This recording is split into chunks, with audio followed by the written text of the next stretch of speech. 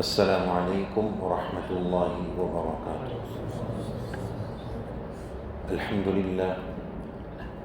للہ وکفی وسلام علی عبادہ الذین اصطفی، اما بعد، اعوذ باللہ السمیع العلیم من الشیطان الرجیم، بسم اللہ الرحمن الرحیم۔ والذین یکنزون الذهب والفضة ولا ينفقونها في سبیل اللہ فبشرهم بعذاب علیم۔ وقال تعالى وَإِذَا سَأَلَكَ عِبَادِي عَنِّي فَإِنِّي قَرِيبٌ۔ وقال تعالى إِنَّ رَبِّي لَسَمِيعُ الدُّعَاء۔ صدق اللہ العظیم۔ محترم برادران اسلام، عزیز و بزرگوں اور دوستو، رب کریم نے محض اپنے فضل، کرم، انعام اور احسان سے ہم سب کو اپنی زندگی میں یہ رمضان کا مبارک مہینہ عنایت فرمائے، جو اپنی تمام تر تابانیوں کے ساتھ رواں دواں ہیں اور قریب برخصت ہے۔ ایک درخواست یہ ہے کہ جن احباب کو کوئی عذر نہ ہو، نوجوان ہو، وہ پیچھے ٹیک لگا کر نہ بیٹھیں، آگے آ کر جڑ جائیں۔ جن کو عذر ہے وہ الگ بات ہے۔ مجلس کے آداب ضروری ہے، جتنا ادب سے بیٹھیں گے اتنا فائدہ ہو۔ بہت شکریہ، جزاک اللہ۔ تکلیف ہو تو بالکل آپ بیٹھے رہیں، تکلیف نہ ہو تو پلیز آگے آ جائیں، بہت ثواب ملے گا انشاءاللہ۔ جزاک اللہ۔ بات یہ عرض کی جا رہی ہے کہ اللہ تعالیٰ نے ہمیں رمضان عطا فرمایا، یہ اس کا بہت بڑا کرم ہے۔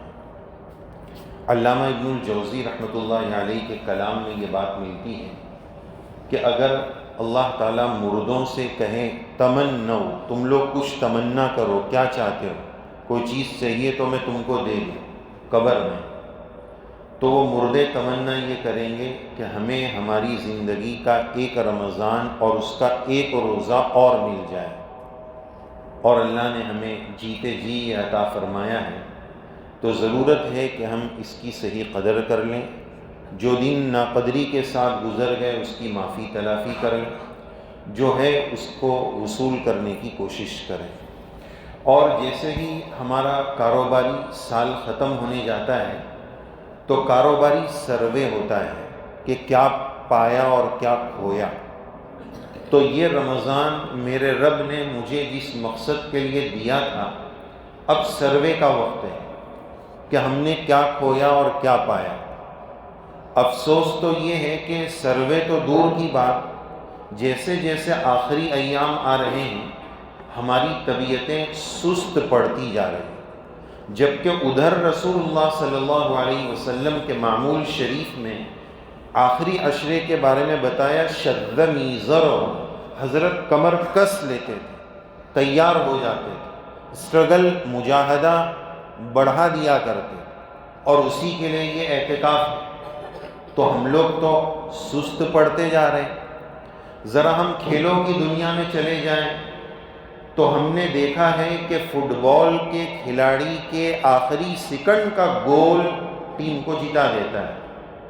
کرکٹ کا کھلاڑی آخری اوور کے ہر بال پر یہ چاہتا ہے کہ میں میکسیمم مار دوں، 6 مار دوں، کہ زیادہ سے زیادہ بٹور لوں، بس آخری اوور چل رہا ہے۔ تو پھر کیا وجہ ہے کہ جب دین اور رمضان کا معاملہ آئے تو ہم سست پڑ جائیں کہ چلو اب تو عید آنے ہی والی ہے۔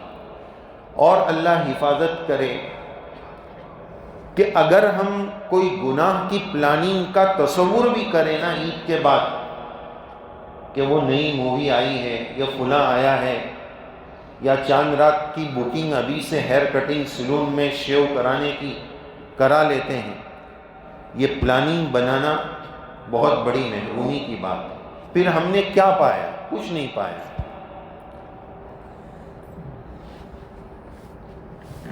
پھر تو ڈرنے کی ضرورت ہے کہ جبرائیل علیہ السلام فرما رہے ہلاک ہو جائے، برباد ہو جائے وہ شخص جو رمضان پائے اور اپنی مغفرت نہ کرائے، اور نبی کریم علیہ السلام اس پر آمین کی مہر لگائے۔ تو یہ کون لوگ؟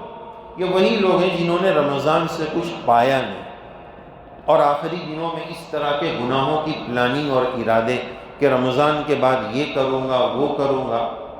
تو آج کی اس مجلس کا پہلا پیغام کہ یہ رمضان جو اب آخری پڑاؤ کی طرف ہے، یہ کیا پایا کیا کھویا کہ سروے کا ٹائم ہے، کہ رمضان تو ملا تھا تقویٰ کے لیے، لعلکم تتقون، اللہ کے ڈر کے لیے۔ تو ذرا سوچیں ہم اپنے بارے میں کہ میں 30 سال 35 سال 40 سال 50 سال سے فرض روزہ رکھ رہا ہوں، اللہ کا کلام تو جھوٹا نہیں ہو سکتا، لعلکم تتقون، تقویٰ ملے گا، لیکن جب میں اپنے اندر جھانکتا ہوں تو تقویٰ ندارت، یہاں تو تقویٰ ہے نہیں، اور اللہ کا کلام جھوٹا نہیں ہو سکتا۔ 40 سال کے روزے کے باوجود اب تک میرے اندر تقویٰ نہیں آیا، اس کا مطلب اب تک میں نے اللہ کی چاہت کے مطابق روزہ ہی نہیں رکھا۔ صرف بھوکا پیاسا رہ لینے سے روزہ تھوڑی ہو جائے، اس کی رضا اور اس کی چاہت کے مطابق، کہ میں اپنے نفس کو ایسا بنا لوں کہ میں نے رمضان بھر میں 3 حلال چیزیں چھوڑ دی ہیں۔ تو حضرت علی میاں ندوی رحمہ اللہ یہ فرماتے تھے کہ ایک چھوٹا روزہ ہے جو رمضان میں ہوتا ہے، ایک بڑا روزہ ہے جو 11 مہینے کا ہوتا ہے، 3 چھڑوا کر 11 مہینے کو حرام چھوڑ دینا، یہ اصل روزہ ہے۔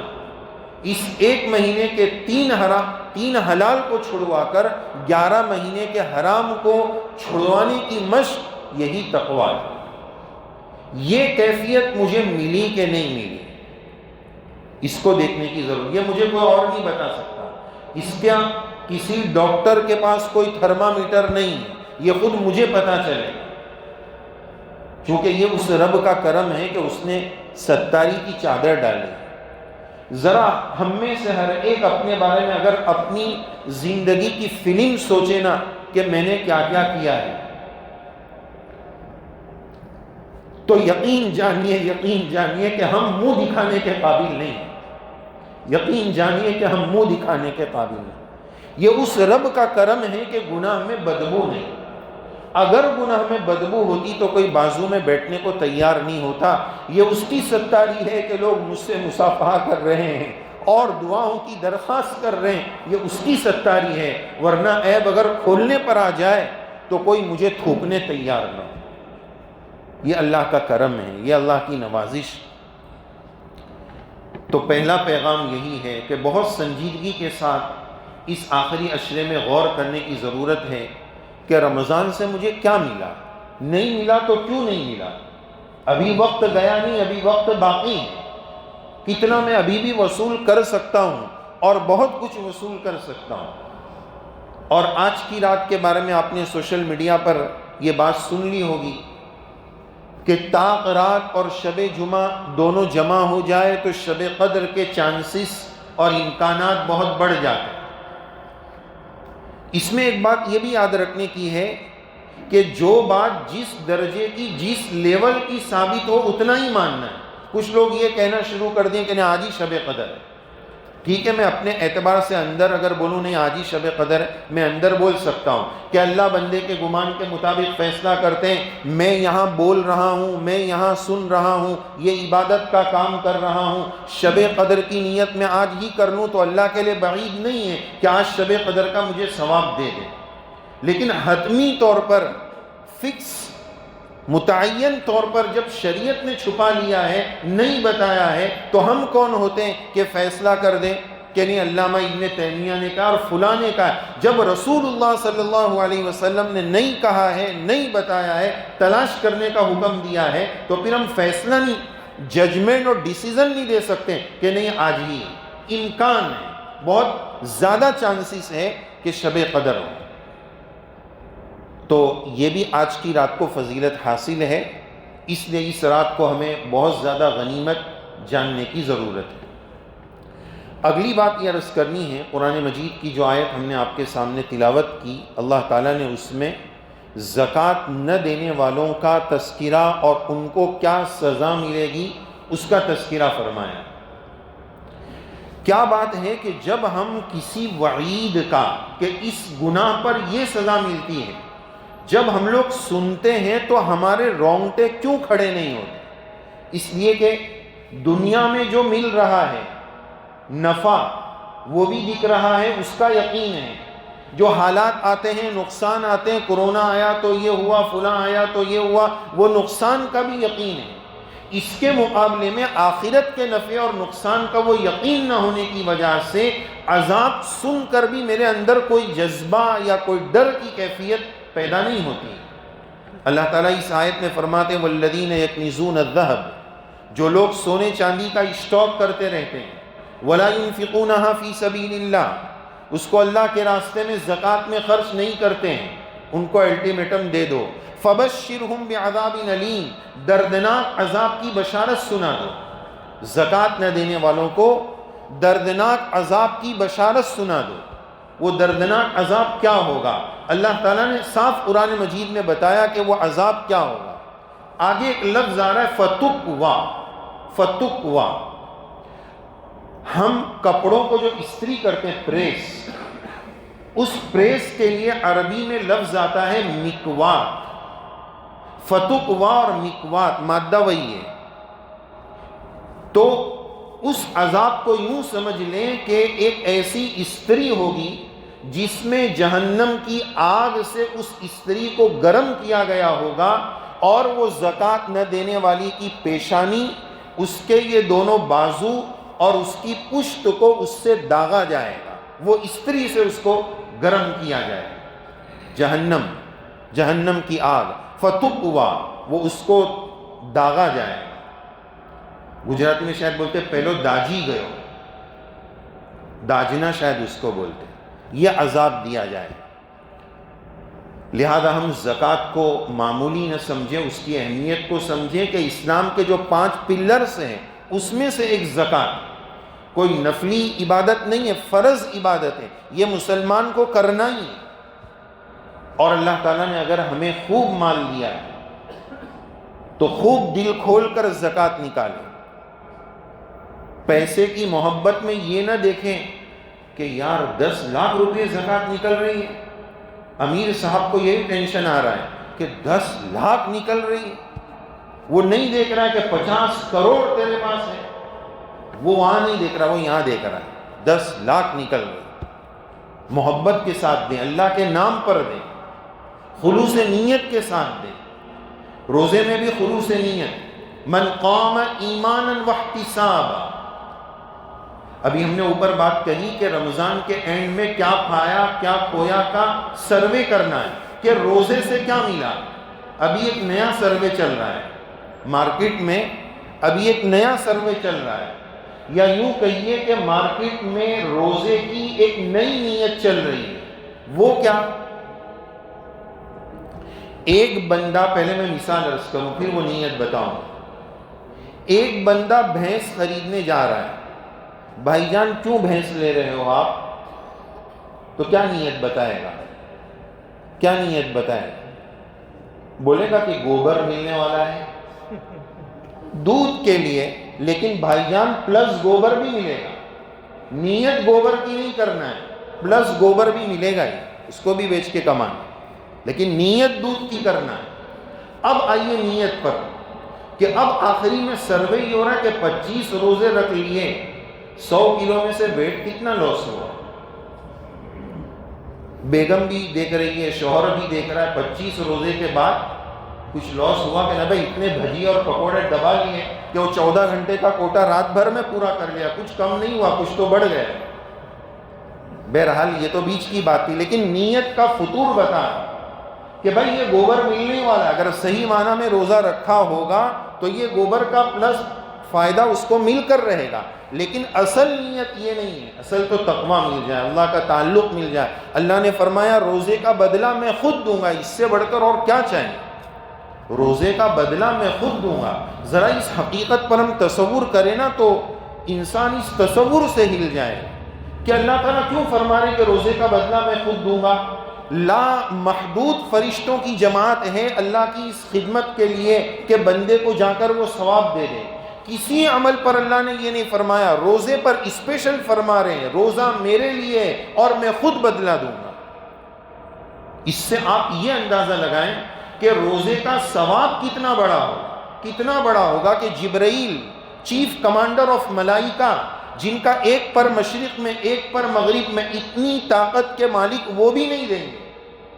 تو اتنا بڑا ثواب، اتنا بڑا ثواب، اتنا بڑا ثواب کہ جبرائیل اس ثواب کو نہیں اٹھا سکتے، رب کریم خود اس ثواب کو بندے کی خدمت میں پیش کرے. کتنی بڑی سعادت کی بات. تو بہرحال نیتوں میں خلوص. بات چل رہی تھی زکوٰۃ پر. اب غم یہ کہ 10 لاکھ روپے زکوٰۃ میں چلے گئے. اس کی مثال وہی تربوز والی ہے. رمضان میں افطاری میں تربوز ہر دسترخوان پر ملے گا آپ کو. 100 روپے کا 5 کلو کا تربوز لے کر آئے. تربوز کاٹا، 1 کلو ہرا والا کچرا نکل گیا. اب غم ہو رہا ہے کہ یار 20 روپے بیکار ہو گئے. 20 روپے تو اس میں کچرے میں چلے گئے. غم ہو رہا ہے؟ نہیں. کیوں؟ یہ تو کچرا ہے، یہ تو کچرا ہے. کچرے کے جانے کا کیا غم؟ تو یہ سمجھنا ہے کہ اسی طرح 2.5% تو کچرا ہے، وہ تو نکالنا ہی ہے، تو ہی 97.5% پاک اور پوتر بنے گا. کچرا تو الگ کرنا ہی پڑے گا، ورنہ اس کو بھی گندا کر دے گا. ہرے کے ساتھ ملا کے تربوز کھاوے تو پھر کیا ہوگا؟ یہی والی بات ہے. تو کچرا تو الگ کرنا ہی ہے. تو خوشی سے کریں تو اچھی بات ہے نا. غم کے ساتھ کر کے اپنے آپ کو ٹینشن میں ڈال کر کیا فائدہ؟ بھائی 4 کلو کھانے مل رہا ہے، مزے اڑاؤ. 97.5% مل رہا ہے، وہ بہت بڑی بات. اور زکوٰۃ کی حیثیت انشورنس کی ہے اسلام میں. کیسے؟ انشورنس تو حرام ہے، جائز نہیں ہے، لیکن یہ زکوٰۃ کے اوپر اگر غور کریں نا تو یہ قسم کا انشورنس ہے. انشورنس میں کیا ہوتا ہے؟ پیسہ بھرو، پیسہ بھرو، پیسہ بھرو، جب حالات آئیں گے تو پھر وہ انشورنس کمپنی مدد کرے. تو آپ یہ رقم غریبوں کی مدد میں دو. اللہ نہ کرے، اللہ نہ کرے ہم پر حالات آ جائیں اور وہ دن آ جائے، اللہ نہ کرے ہمیں ضرورت پڑ جائے، تو اسلام کہتا ہے تم بھی لو. یہ قسم کا انشورنس ہے. اس کو ٹیکس کیوں سمجھ رہے ہیں؟ اس کو ظلم کیوں سمجھا جائے؟ لہذا اس کی فضیلت اور اہمیت، اس کے ساتھ ساتھ صحیح زکوٰۃ نکالنا. نمبر 1 اس کا صحیح حساب کرنا. نمبر 2 صحیح مسائل کا علم، اس کی روشنی میں زکوٰۃ نکالنا. اور نمبر 3 صحیح حقدار تک رقم پہنچانا. زکوٰۃ نکالنے والے حضرات یہ 3 باتوں کا ضرور خیال رکھیں. صحیح حساب کرنا، صحیح مسائل کی روشنی میں نکالنا، اور صحیح حقدار تک وہ رقم پہنچانا. یہ تینوں ذمہ داری ضرور ہے. کاروبار بہت بڑھ گیا، کافی ٹوپیاں گھوم گئی ہیں، ادھر کی ادھر، ادھر کی ادھر، ادھر کی ادھر. بولے مولانا حساب ہی نہیں ہو رہا ہے، لیکن پھر بھی میں زیادہ ہی دے دیتا ہوں، پھر بھی میں زیادہ ہی دے دیتا ہوں. شیخ الاسلام حضرت مفتی تقی صاحب فرماتے ہیں، پیارے جس کو پتا ہو کہ مجھے 100 دینا ہے تو وہ 110 دے گا تو بول سکتا ہے میں تو زیادہ ہی دے رہا ہوں. جب تجھے پتہ ہی نہیں ہے کہ 100 دینا ہے کہ 90 دینا ہے تو کس بیس پر بولنا ہے کہ زیادہ دیتا ہوں، جب پتہ ہی نہیں ہے تو. اور اسی طرح زکوٰۃ کے مسائل میں کچھ اہم باتیں جس میں ہم کمزوری کرتے ہیں، اس کا مذاکرہ کرنا ہے. ایک تو ہمارے گھر کی ہر چیز کی ملکیت طے ہونا ضروری ہے. ملکیت طے نہیں ہوگی تو زکوٰۃ صحیح نہیں ہوگی. زکوٰۃ میں بھی گڑبڑ آئے گی اور میراث میں بھی گڑبڑ آئے گی. میراث کے وقت بھی جھگڑے ہوں گے، یہ اس کا مالک کون تھا. حضرت مفتی تقی صاحب دامت برکاتہم نے اپنا واقعہ ذکر فرمایا ہے. مجھے ایک اور حضرت کا واقعہ یاد آ گیا. مفتی شفیع صاحب رحمۃ اللہ علیہ رمضان کے ان آخری دنوں میں حضرت صاحب فراش تھے، یعنی لاسٹ اسٹیج کی بیماری پر تھے. تو مفتی صاحب یہ دعا کرتے تھے کہ یا اللہ اگر میری موت مقدر ہے تو رمضان میں نہ آئے، رمضان میں نہ آئے. ہم یہ دعا کریں گے کہ اگر ہے تو رمضان میں مل جاوے تو فضیلت مل جائے گی. تو حضرت کی دعا یہ تھی کہ رمضان میں نہ آئے. کیوں؟ دوسروں کا خیال. ابھی بتایا نا گاڑی کے بارے میں، دوسروں کا خیال. میں کیا میرا فائدہ ہو گیا نا، بس جگہ ملی بھاگو، اب مجھے جگہ مل گئی، بات ختم ہو گئی. اس کا نقصان کیا ہوگا وہ ہم نہیں سوچتے. دوسروں کو جو ظاہری تکلیف ہو رہی ہے وہ بھی بہت بڑا نقصان ہے، لیکن آپ یقین جانیے اس غلط پارکنگ کا اس سے بڑا نقصان یہ ہے کہ میں مسجد کو بدنام کر رہا ہوں، میں نماز کو بدنام کر رہا ہوں، میں اسلام کو بدنام کر رہا ہوں۔ غیر جائے گا، اس کو گزرنے کی جگہ نہیں ملے گی تو وہ کیا بولے گا؟ ان کی نماز ہی ایسی ہے، ان کی مسجد ہی ایسی ہے، یہ کس کی وجہ سے بولا؟ یہ میری حرکت کی وجہ سے بولا۔ ایسا کوئی کام مسلمان کو کبھی نہیں کرنا چاہیے کہ اسلام کو بدنام کرنے کا میں ذریعہ بنے۔ آج دنیا بھر میں کیوں اسلام بدنام ہو رہا ہے؟ ہماری حرکتوں کی وجہ سے۔ ایک جگہ پر ایک مسلمان جو ہے کچھ فلیٹ لینے کے لیے گئے، اس کا جو اونر تھا وہ غیر تھا، ٹاور بہت اچھا بنا تھا، تو جب مسلمان لینے کے لیے گئے تو اونر نے کہا کہ ہم مسلمانوں کو یہاں فلیٹ نہیں دیں گے۔ اچھا، وہ چیز بہت اچھی تھی، تو وہاں کا جو مسلم مکھیا تھا، مسلمان لوگ ان کے پاس گئے کہ آپ تو ان سے کانٹیکٹ کے ذرا کچھ لاگوک چلاؤ کہ ہم کو بھی فلیٹ مل جائے۔ تو وہ مسلمان وہاں گئے، وہ مکھیا جو بھی تھے کہ ذرا ہمارے لوگوں کا بھی، ہماری کمیونٹی کا بھی خیال کرو، آپ کو کیا پرابلم ہے، آپ کو تو اپنا مال بیچنا ہے۔ تو اس نے کہا دیکھو، میں تعصب کی وجہ سے یا نفرت کی وجہ سے نہیں دے رہا ہوں، ایسا نہیں۔ میں کیوں نہیں دے رہا ہوں، میرے پاس اس کا ریزن ہے، اور اس نے جو ریزن بتایا وہ کتنا صحیح ہے کتنا غلط ہے، فیصلہ آپ کے ہاتھ میں۔ انہوں نے یہ بتایا کہ ہم نے ایک بات یہ دیکھی ہے اکثر و بیشتر کہ جہاں مسلمان میجورٹی میں بستے ہیں وہاں 3 باتیں ہم نے کامن دیکھی، وہ 3 باتیں ہماری قوم میں نہ آ جائے اس لیے ہم ان کو یہاں نہیں رکھنا چاہتے۔ تعصب نہیں ہے ہمیں، نفرت نہیں ہے، لیکن 3 باتیں ہم نے کامن دیکھی۔ نمبر 1، یہ لوگ آپس میں جھگڑتے بہت ہیں، ٹانگ کھینچتے ایکسکیوز، وہ لڑائی جھگڑا ہم نہیں چاہتے۔ نمبر 2، انتہائی گندگی کرتے ہیں، صفائی کا خیال نہیں رکھتے، جبکہ نظافت ایمان کا حصہ ہے، اور غیر مسلمان کو بول رہا ہے کہ یہ گندگی بہت کرتے ہیں۔ اور تیسری بات، پڑھتے نہیں، نہ اپنے دھرم کا صحیح پڑھتے ہیں نہ ایجوکیشن لیتے ہیں۔ تو یہ ناخواندگی، ابھڑ پنا ہماری قوم میں شفٹ نہ ہو جائے اس لیے ہم ان کو یہاں نہیں رکھنا چاہتے۔ اس کی بات میں کتنی سچائی ہے اللہ بہتر جانے، آپ فیصلہ کریں، اور غور کرنے کا مقام ہے۔ تو یہ جو پارکنگ کی بات چل رہی تھی نا، یہ اسلام کو بدنام کرنے کا ذریعہ ہے۔ یہ تھوڑی کوئی ہماری بلڈنگ کی پارکنگ ہم جس طرح چاہے جہاں چاہیں رکھ دیں، اس کا خیال کرنا بہت ضروری۔ ہمارا ایک چھوٹا سا عمل اسلام پر بہت بڑا حرف پیدا کر دیتا ہے، اور ہوتے ہوتے پھر وہ معاملہ بہت آگے نکل جاتا ہے۔ بہرحال مفتی صاحب کا واقعہ عرض کر رہا تھا کہ مجھے رمضان کی موت نہ ملے، دوسروں کا خیال۔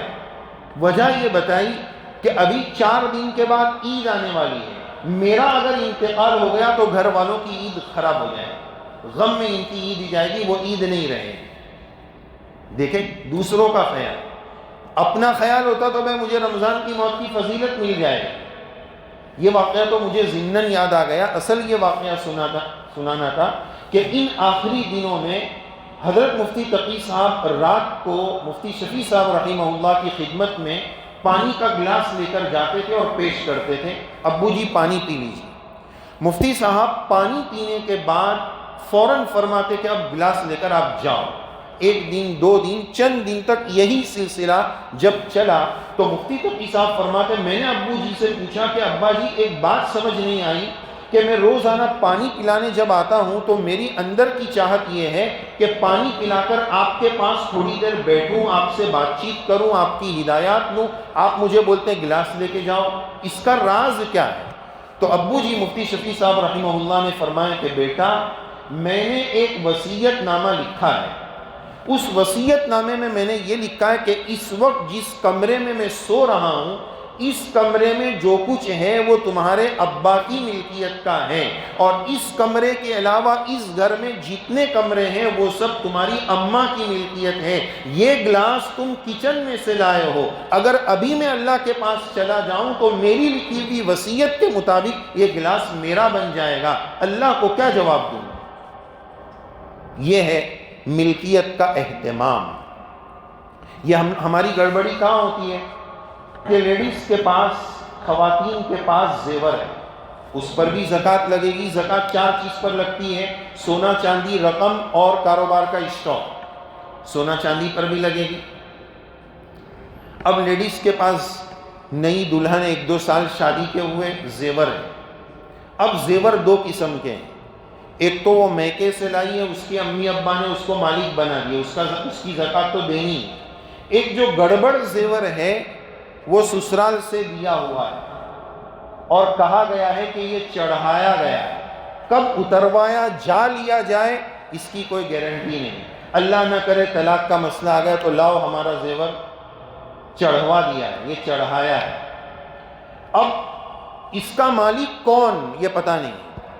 وہ زکوٰۃ نہیں دیتے کہ پہن تو وہ رہی ہے، یہ اس لیے نہیں دے رہے کہ مجھے مالک تھوڑی بنا ہے، چڑھایا ہے کبھی بھی اتر جائے، تو نہ وہ زکوٰۃ دے رہے نہ یہ زکوٰۃ۔ یہ کیوں گڑبڑ ہوئی؟ مالک طے نہیں۔ ہر چیز کا مالک طے ہونا ضروری۔ سگی اولاد کیوں نہ ہو، مالک طے کرو، ورنہ آج کے اس پیسے کی ہوس کے دور میں باپ کے جیتے جی اولاد بول رہی ہے کہ کب مرے باپ اور کب بٹے بیل۔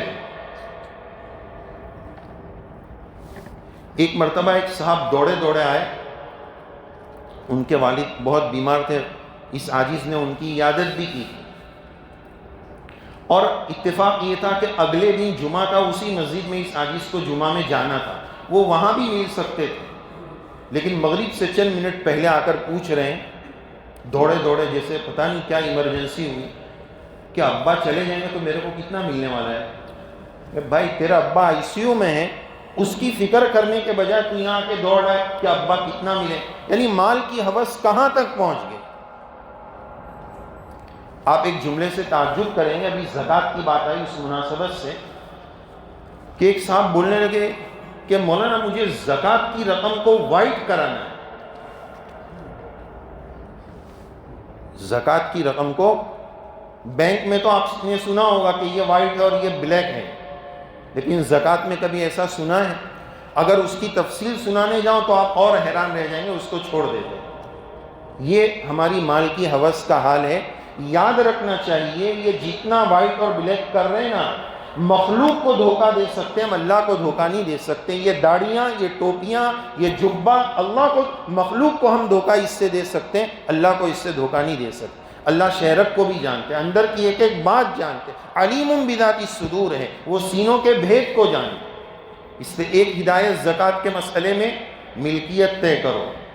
دوسری ہدایت خاص یہ عرض کرنی ہے کہ ڈیٹ فکس کرو، اسلامی تاریخ، انگریزی نہیں، ورنہ ہر سال 5 دن کی زکوٰۃ کم ہوگی۔ اس دن میں آپ کو اپنا زکوٰۃ کا حساب کلیئر کرنا ہے۔ زکوٰۃ پورے گھر کی ایک نہیں ہے، پر پرسن ہے۔ نماز بیوی کی الگ ہے، شوہر کی الگ ہے، روزہ بیوی کا الگ، شوہر کا الگ، اسی طرح زکوٰۃ بھی دونوں کی الگ ہے۔ کچھ لوگ سمجھتے ہیں کہ پورے گھر کی ایک زکوٰۃ ہے، وہ سوال ہی اسی طرح کرتے ہیں، بیوی کا سننا اتنا اور اماں کا اتنا اور میرا پیسہ اتنا، تو کتنی زکوٰۃ میں 3 جوڑ کیوں رہے؟ سوال کا انداز ہی یہ ہوتا ہے، سب کا الگ الگ کرو۔ بیوی کے پاس اتنا ہے تو اس پر زکوٰۃ ہے کتنی ہے؟ ورنہ ہمارا سوال کا انداز مفتی صاحب سے یوں ہوتا ہے، لوگ یوں سوال کرتے ہیں کہ امی کے پاس اتنا ہے، بیوی کے پاس اتنا ہے، میرے پاس اتنا ہے، ابا کا ہی ہے، تو کتنی زکوٰۃ؟ بھائی 4 کیوں ملا ہے؟ چاروں کا الگ کرو، ہر ایک کی الگ نماز، ہر ایک کا الگ روزہ، ہر ایک کی الگ زکوٰۃ۔ تو اس میں ایک اسلامک ڈیٹ فکس ہونا ضروری ہے۔ اصل تو یہ تھا کہ ہم جس دن پہلی مرتبہ صاحب نصاب بنے۔ صاحب نصاب کا مطلب کیا؟ یعنی مالدار ہونا، آسان لفظوں میں مالدار ہونا۔ ہم لوگ مالدار بولتے تو ہمارا دماغ کیا جاتا ہے؟ اس کے پاس کوئی بڑا بنگلہ ہو اور پتہ نہیں 50-60 4-5 اس کے کارخانے ہو اور 50-60 ہزار لوگ اس کے کام، تو بولیں گے ہاں یہ مالدار ہے۔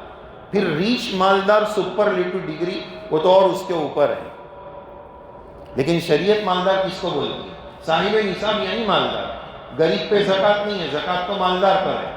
شریعت کی نگاہ میں مالدار 52.5 تولہ چاندی پرانے تولے کے اعتبار سے ہے، آپ مالدار ہیں، زکوٰۃ فرض ہو گئی۔ 1 سال گزر گیا، زکوٰۃ فرض ہو گئی۔ تو اسلامی تاریخ کے اعتبار سے ایک دن متعین کرنا کہ میری 15 رمضان کو، ہاں میں یہ عرض کر رہا تھا کہ پہلی مرتبہ جب وہ رقم آپ کے پاس آئی 52.5 تولہ چاندی کی تقریباً 45,000 بنتے ہیں۔ اب کوئی مانے گا کہ 45,000 والا یعنی امیر؟ کیا بات کرتے مولانا، وہ تو چلر کو غریب جو مانگتا ہے اس کے پاس لاکھوں روپے چلر کے ہوتے ہیں، لیکن شریعت کیا بول رہی ہے؟ 45,000 یعنی صاحب نصاب، وہ مالدار ہے۔ 45,000 کی سیونگ اگر اس کے پاس ہے، مالدار ہونے کے لیے تو سیونگ بھی نہیں، اس لیے کہ صدقہ فطر میں سال گزرنا ضروری نہیں ہے، صدقہ فطر بھی مالدار پر ہے، وہاں سال گزرنا بھی ضروری نہیں ہے۔ یعنی اگر 45,000 کسی کی ملکیت میں ہے، شریعت اس کو مالدار بولتی ہے۔ تو پہلی مرتبہ جس ڈیٹ میں آپ کے پاس وہ رقم آئی، اس ڈیٹ کے اگلے سال آپ پر زکوٰۃ فرض ہو جائے۔ اگر ڈیٹ اب طے نہیں کیے تو ابھی مسجد میں بیٹھ کر طے کر لو کہ اب میری ہر سال 25 رمضان کو زکوٰۃ کی تاریخ رہے۔ حساب آپ کو 25 رمضان کو کر لینا ہے فائنل، کہ 25 رمضان کو سونے کا کیا بھاؤ ہے، چاندی کا کیا بھاؤ ہے، دکان میں کیا اسٹاک ہے، وہ سب کا حساب آپ کو 25 رمضان کو کرنا ہے۔ مان لو اگر کسی کے پاس 25 رمضان کو 50,000 روپے آ گئے، وہ صاحب نصاب ہو گیا، اب اس 50,000 کو اس نے انویسٹ کیا، استثمار کیا، لگایا۔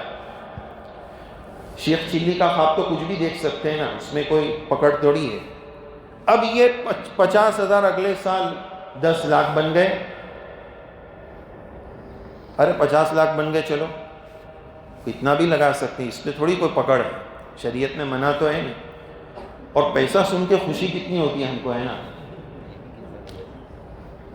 دیکھو شریعت میں کتنا، یہ کرو گے تو یہ نیکی، یہ کرو گے تو یہ نیکی، یہ کرو گے تو یہ نیکی۔ وہ ملنا اتنا یقینی ہے کہ اس کو کوئی جھٹلا نہیں سکتا ہے۔ آسمان و زمین کا وجود جتنا یقینی ہے، اس نیکی کا ملنا اتنا یقینی ہے، لیکن وہ سن کر منہ میں رال نہیں ٹپکتی، ملے گا دیکھیں گے، پتہ نہیں کیا۔ ابھی بولتے مولانا لوگ بولتے رہتے ہیں، ایسا سنا ہے ایسا۔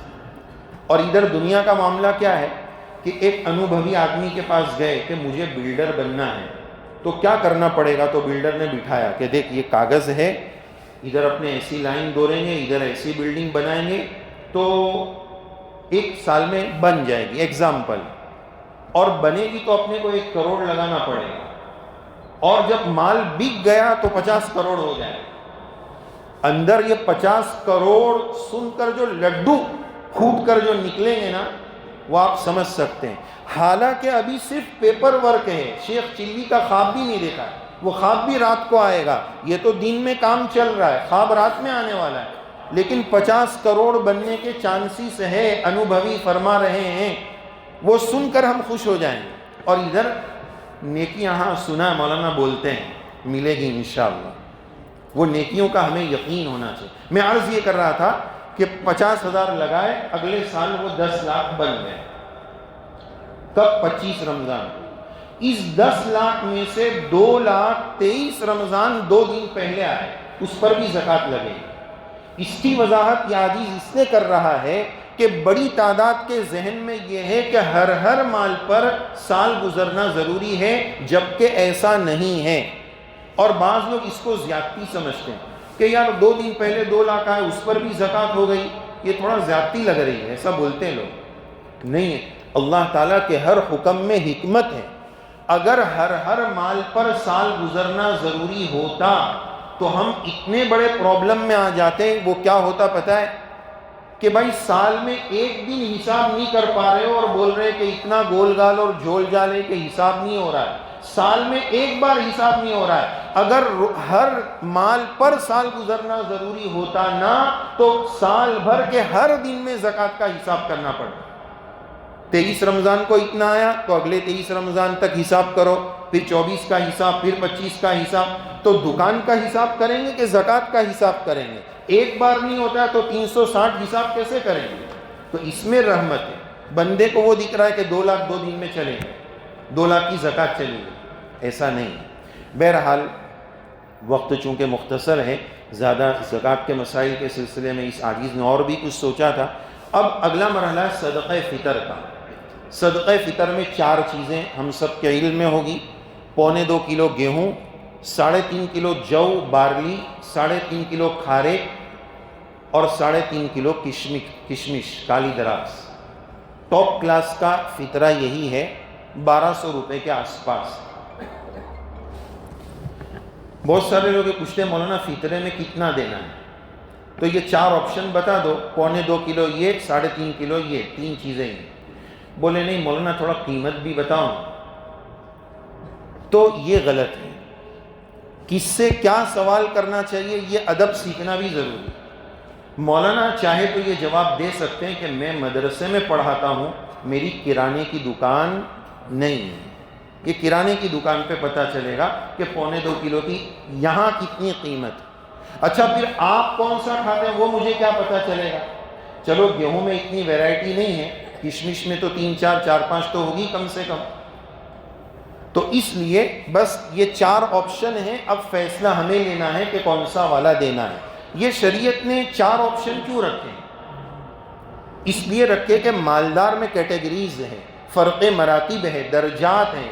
جس درجے کا اللہ نے ہمیں مال دیا ہے اس درجے کا فطرہ دینا چاہیے، شارٹ کٹ گیہوں والا نہیں کر دینا چاہیے۔ یہ بھی ہم کر سکتے ہیں کہ ہمارے گھر میں 8 ممبر ہیں، تو 2 کا گیہوں والا، 2 کا کھجور والا، 2 کا جو والا اور 2 کا کشمش والا، چاروں حدیثوں پر عمل ہو گیا۔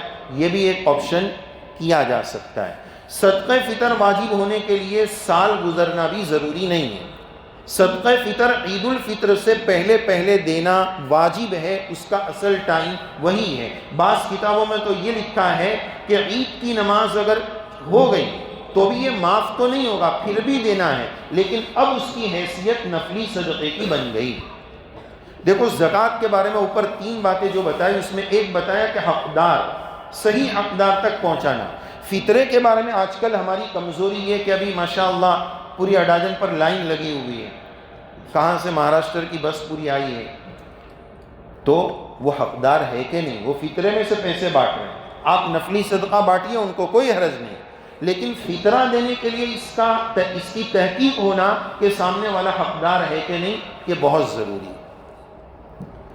تیسری بات، ایک تو زکوٰۃ کی بات ہو گئی، فطرے کی بات ہو گئی، تیسری بات یہ عرض کرنی ہے کہ کل اس رمضان کا آخری جمعہ ہے، اس کو لوگ بولتے ہیں وداعی جمعہ، الوداعی جمعہ۔ شریعت میں بہت ساری باتیں لوگ اپنی طرف سے ملاتے ہیں کہ اس جمعہ میں جو کپڑا پہنیں گے نا اس کا حساب نہیں ہوگا، کہاں سے لائے کیا معلوم۔ اگلی بات کہ کل کے روزے کا ثواب رمضان بھر میں سب سے زیادہ ہے۔ پھر مارکیٹ میں ایک وظیفہ بھی مل رہا ہے کہ وداعی جمعہ میں 4 رکعت اس طرح اس صورت کو پڑھو تو زندگی بھر کی، پاسٹ کی، ماضی کی جو نمازیں رہ گئی ہیں یہ 4 رکعت میں سب آ جائے گی۔ تمہارے 2 لاکھ روپے باقی ہے، عید کو 100 روپیہ دے دے کہ بھائی چل عید ہے، 2 لاکھ ختم، 100 روپیہ لے کے نکل، عید ہے بھائی، عید ہے، تو ہم خوش ہو جائیں گے کہ چلو عید ہے، 2 لاکھ ختم، 100 روپے میں کافی ہو جائے گا؟ نہیں ہوں گے نا، تو جتنا باقی ہے اتنا دینا پڑے گا۔ تو بولتے اچھا اس میں پھر اور حضرت اضافہ ہے، اللہ حفاظت کرے، کہاں سے لوگ ملاتے ہیں کہ اس کے بعد کی زندگی میں بھی نماز نہیں پڑھے گا تو بھی چل جائے گا، یہ 4 رکعت پڑھ لو۔ یہ سوشل میڈیا میں گھوم رہا ہے، اور دین کے نام پر ایسی بات پھیلانے کا لوگوں کو اتنا مزہ ہے کہ میں اتنی زبردست بات بتا رہا ہوں، نماز کی چھٹی دلا رہا ہوں، یہ تو کوئی نہیں کر سکتا ہے، اس کو پھیلا رہے دھڑا دھڑ۔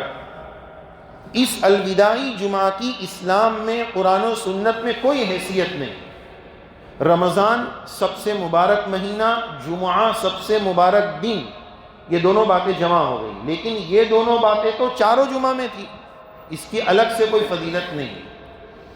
اسی طرح چوتھی بات جس کی طرف توجہ دلانی ہے، روزے کا فدیہ۔ روزے کا فدیہ، اس کے مسئلے کی تھوڑی سی وضاحت کرنی ہے، اس کے بعد 2-5 منٹ دعا پر بات کر کے دعا کریں۔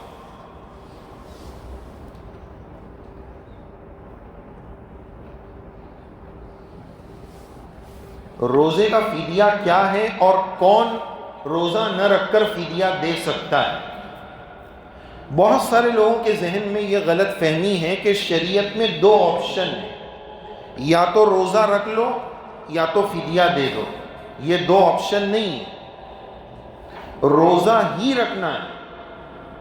ذرا سی شوگر ہوئی، چلو فدیہ دے دو، بیڑی, گھٹکا, رجنی گندھا, سر دکھتا ہے, میں روزے نہیں رکھ سکتا ہوں, فدیہ دے دو. نہیں چلے گا. فدیہ دینے کی اجازت کس کو ہے؟ نمبر 1 شیخ فانی.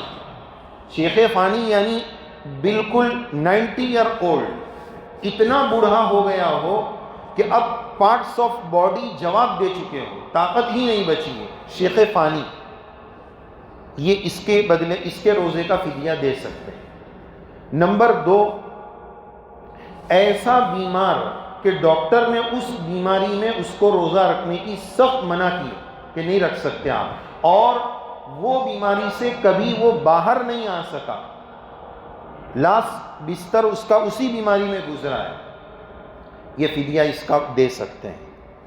اور تیسرا وہ شخص جس کے بارے میں معلوم ہے کہ وہ مرحوم ہو گئے, انتقال ہو گیا, ان کی زندگی کے روزے باقی تھے, یہ 3 کا فدیہ دے سکتے ہیں, چوتھا نہیں.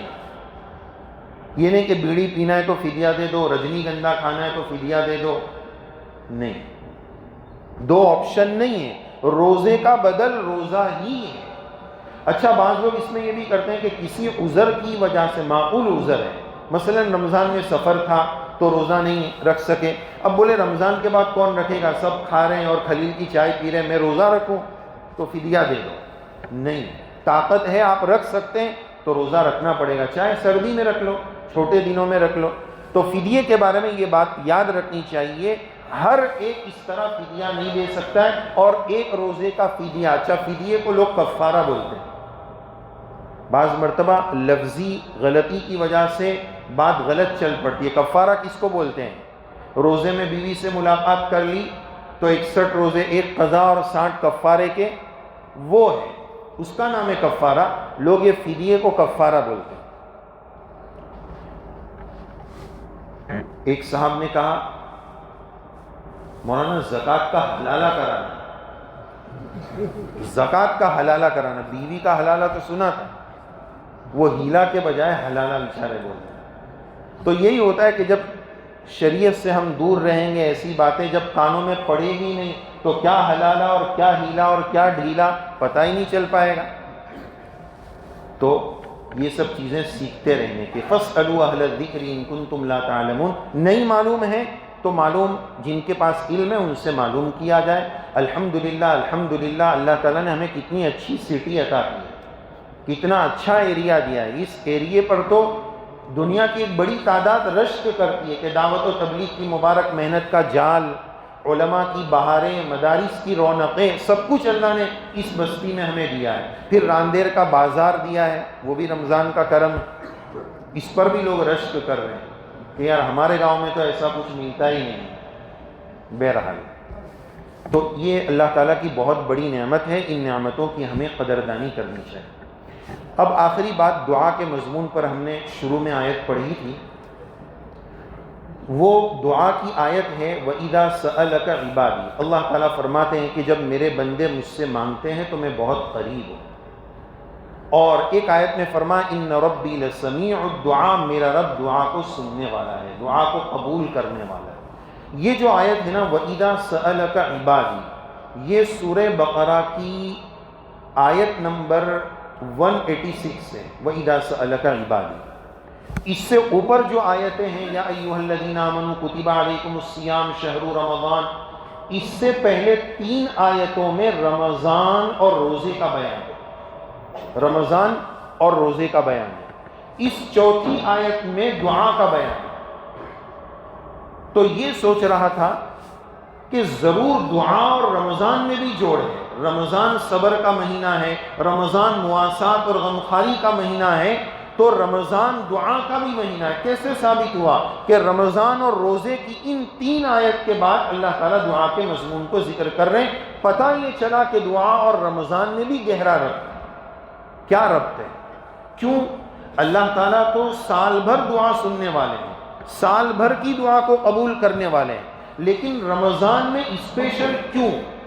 رمضان کی دعا کی قبولیت اسپیشل کیوں؟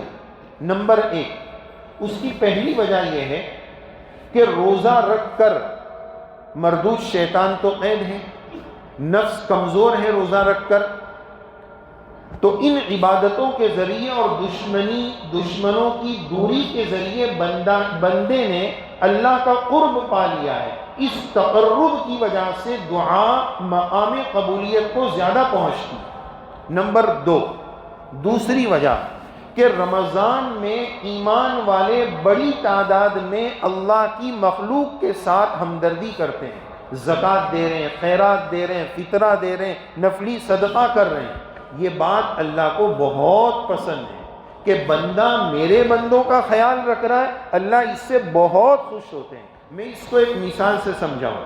آج کل نفرتوں کا ماحول ہے، ہم ٹرین میں بیٹھے ہیں، ریزرویشن ہے، سامنے ایک جوڑا غیر بیٹھا ہوا ہے، وہ ہم کو گھور رہے ہیں، یہ ملا بیٹھا ہے، ہم ان کو دیکھ رہے ہیں، یہ پنڈت جی بیٹھے ہیں۔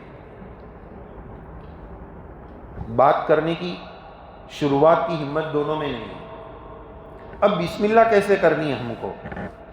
اچھے اخلاق بھی پیش کرنے۔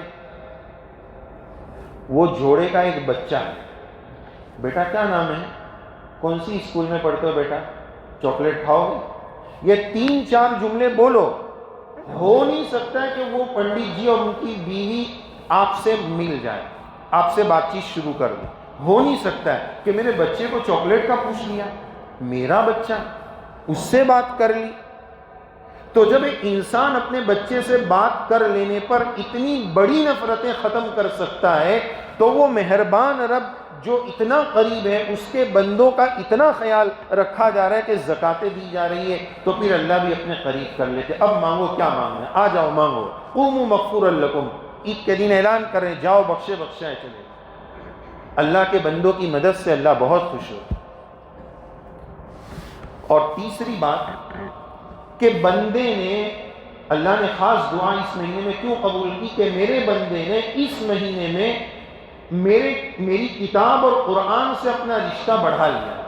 تلاوت خوب کر رہا ہے بندہ، تراویح میں سن رہا ہے، پڑھ بھی رہا ہے اور سن بھی رہا ہے، میری کتاب سے جڑ کر میرا قرب نہ ملے، یہ نہیں ہو سکتا ہے۔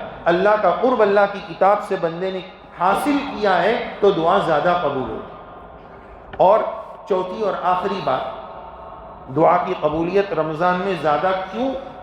کہ شریعت نے ہمیں بتایا کہ افطار کے وقت دعوت المستجابہ، افطار کے وقت جو مانگو گے وہ ملے گا۔ جب اللہ خود بول رہے ہیں کہ قبولیت کا وقت ہے رمضان میں، تو پھر اللہ رمضان میں زیادہ قبول کرتے ہیں۔ سحری کے وقت مانگو، افطاری کے وقت مانگو، تو یہ 4 باتیں ایسی ہیں جس کی وجہ سے رمضان اور دعا کا جوڑ ہے۔ حدیث شریف میں ہم نے پڑھا من لم یسأل اللہ یغضب، جو اللہ سے نہیں مانگتا اللہ ناراض ہوتا ہے۔ بندے کا حال اور رب کا حال الگ ہے۔ بندے سے مانگو تو وہ ناراض ہوتا ہے، یار کہاں اس نے مانگ لیا، اور اللہ نہیں مانگنے سے ناراض ہوتا ہے۔ اللہ دے کر راضی ہوتے ہیں، بندہ دے کر ناراض ہوتا ہے۔ کیا وجہ ہے؟ فرق کیا ہے دونوں میں؟ یہ دونوں میں فرق کیا ہے؟ بہت اہم فرق ہے۔ فرق یہ ہے کہ بندہ دینے سے اس لیے ناراض ہوتا ہے کہ میرا کم ہو جائے گا، میرا کم ہو جائے گا۔ اب ادھر بولنے کی ضرورت ہی نہیں کہ ادھر کمی کا کوئی سوال ہی نہیں، اتنے لامحدود خزانے جس کی کوئی لمٹ ہی نہیں، تو کم ہونے کا کوئی مسئلہ ہی نہیں ہے وہاں پر۔ اللہ تعالی ہم سب کو توفیق عمل سے نوازیں۔ دیکھیں، خاص دعاؤں کا اہتمام کریں، ہمارے اکابر بڑی توجہ دلا رہے ہیں۔ ملکی حالات کے لیے خصوصی دعاؤں کی ضرورت ہے، آنے والے الیکشن کے نتائج کے لیے خصوصی دعاؤں کی ضرورت ہے۔ اس وقت اپنی ملکی بیداری کا ثبوت پیش کرنے کی ضرورت ہے دعاؤں کے ذریعے کہ اللہ کی قدرت بہت بڑی۔ ہم لوگ شکوہ شکایت کرتے ہیں، وہ حکومت نے ایسا کر دیا، فلاں نے ایسا کر دیا، وہ پارٹی نے ایسا کر دیا۔ ایک کہانی ہے، واقعہ بھی نہیں بول سکتے، کہانی ہے کہ ایک مرتبہ ہرن کو ایک سفر پر جانا تھا، تو ہرن کا بچہ نیو بورن بیبی تھا، ابھی ابھی پیدا ہوا، چند دنوں کا تھا۔ اب اس کو سفر پر جانا تھا، اس کو ٹینشن یہ تھا کہ جانا ضروری ہے، لیکن اس کو سنبھالے گا کون؟ لے کے جا نہیں سکتی ہوں، جانا ضروری ہے، چھوڑ کر جانے میں خطرہ ہے۔ تو یہ ہرن جنگل کے بادشاہ سلامت شیر کے پاس گئی. آپ سوچیں گے کیا شیر اور یہ سب کہانی مولانا سنا رہا ہے؟ آگے جو نتیجہ نکلے گا وہ دیکھنا ہے کہ بادشاہ سلامت مجھے ایک سفر پہ جانا ہے، میرے بچے کی سلامتی اور سیفٹی کا بڑا خطرہ ہے، آپ سے مدد لینے آئی ہوں. بادشاہ سلامت شیر نے کہا بیوی نو ٹینشن، میرا کندھا حاضر ہے، تیرے بچے کی حفاظت میرا کندھا کرے گا، ادھر بٹھاؤں گا. اور شیر نے بٹھا لیا کہ اب تو جا، بے فکر ہو کے جا. تو ہرنی چلی گئی. اب چند دن کے بعد جب اپنا وہ کام نمٹا کر آئی تو تصورات میں بھاگتے بھاگتے آئی کہ اب میرا لال بچہ ملے گا، میرا پیارا ملے گا. وہ شاید بادشاہ سلامت کی شیر کی پشت پر ابھی بھی بیٹھا ہوا ہی ہوگا. اسی تصور میں وہ آئی. بچہ ندارت نہ آس پاس دکھ رہا ہے، نہ پیٹھ پر نظر آ رہا ہے. سرتاج میرا بچہ کہاں گیا؟ بادشاہ سلامت میرا بچہ کہاں گیا؟ تو کہا میں نے تو اس کی پوری حفاظت کی کوشش کی، اپنے اوپر بٹھا کر رکھا تھا، میں نے کوئی دھوکہ نہیں دیا، جو بولا تھا اسی طرح بٹھا کر رکھا. لیکن پرابلم یہ آ گئی کہ اوپر سے ایک عقاب اور شاہین پرندہ آیا جو تیرے بچے کو اچک کر لے کر گئے. ارے بادشاہ سلامت میں آپ کے بھروسے پر دے کر گئی تھی، آپ کو حفاظت کرنی چاہیے تھی. تو شیر بولتا ہے میں کیا کرتا، معاملہ اوپر کا تھا، نیچے کا ہوتا نا تو اس کی آنکھ نکال دیتا. اس کی مجال نہیں تھی کہ تیرے بچے کو ہاتھ لگا سکتا. معاملہ اوپر کا تھا جو میرے اختیار کا نہیں تھا. میرے بزرگوں معاملہ اوپر کا ہے، یہاں پر معاملہ اوپر کا ہے، معاملہ ہمارے گناہوں کا ہے. فیصلے کی قدرت اللہ کے پاس میں، اللہ کے چاہے بغیر کچھ نہیں ہو سکتا ہے. دعوت کی مبارک محنت میں ہم نے کتنا بولا کہ جو کچھ ہوتا ہے وہ اللہ کی قدرت اور چاہت سے ہوتا ہے. تو یہ بھی اللہ کی قدرت سے ہو رہا ہے، یہ میرے گناہوں کے کرتوت کی وجہ سے ہو رہا ہے. شکایت کی ضرورت نہیں ہے کہ وہ ایسا کر رہا ہے، وہ ایسا کر رہا ہے. معاملہ اوپر کا ہے، اوپر کا معاملہ اوپر سے حل کرایا جائے گا، اوپر کا معاملہ اوپر سے حل کرایا جائے گا، اور وہ ہوگا دعاؤں کے ذریعے. ایک آخری بات کہہ کر اپنی بات مکمل کروں. فارسی شاعر نے کہا ہے دری دنیا کسے غم نباشد، دری دنیا کسے غم نباشد، اگر نباشد او بنی آدم نباشد. اس دنیا میں کوئی انسان ایسا نہیں ہوگا کہ جس کو کوئی ٹینشن، غم، ڈپریشن، کوئی پریشانی نہ ہو. بہت سارے شن ہیں اس میں، شش بہت، کوئی بھی ایسا نہیں ہوگا. اگر ایسا کوئی مل جائے گا تو وہ انسانی نہیں. آدمی بہت اچھا نظر آ رہا ہے کہ مرسڈیز میں جا رہا ہے، بی ایم ڈبلیو میں سے کانچ میں سے اوپر کھڑا ہو کے جا رہا ہے، کتنا اس کے پاس ہوگا، رال ٹپکا رہے، لیکن وہ لون میں کتنا بکھرا ہوا ہے، 50 کیسوں میں پھنسا ہوا ہے، وہ تھوڑی ہم کو دکھ رہا ہے. دری دنیا کسے غم نباش، سب کے ساتھ ٹینشن لگاؤ. تو اس ٹینشن کا حل کیا ہے؟ انما اشکو بثی وحزنی الی اللہ، اللہ کی جناب میں وہ شکایت پیش کرو. کوئی حل نہیں کر سکتا ہے، اللہ کے پاس سب. یہ حالات دیکھ کر ہماری ہمتیں پست ہو گئی، ہمارا یقین پست ہو گیا، ہمارا توکل ڈوب گیا کہ یار حالات تو بالکل الگ لگ رہے ہیں. ایمان متزلزل ہو گیا. اس وقت تو ایمان اور توکل بچانے کی محنت کی ضرورت ہے، اپنی نسلوں کے ایمان کی حفاظت کی ضرورت ہے. سخت حالات میں ہم جی رہے ہیں، ہمیں اس حالات کی سنگینی اور شدت کا اندازہ نہیں ہے کہ ہمارا ایمان داؤ پر لگا. اس لیے اللہ سے آنے والے حالات کے لیے ان دنوں میں، یہ 4-5 دن ہیں، اللہ سے منوانے کی بہت زیادہ ضرورت. میں یہ عرض کر رہا تھا کہ بعض مرتبہ ایسا ہوتا ہے کہ ایک بندہ، یہ آخری بات توجہ فرمائیں، اس کے بعد دعا کریں گے. بعض مرتبہ ایسا ہوتا ہے کہ ایک بندہ یا مرد ہو یا عورت ہو، وہ کسی بڑی پریشانی میں، بڑے ٹینشن میں، سخت حالات میں، اس کے ساتھ کوئی بہت بڑا غم. مثال کے طور پر کسی کی اماں کا انتقال ہو گیا، اب اس کا کیا غم ہوگا؟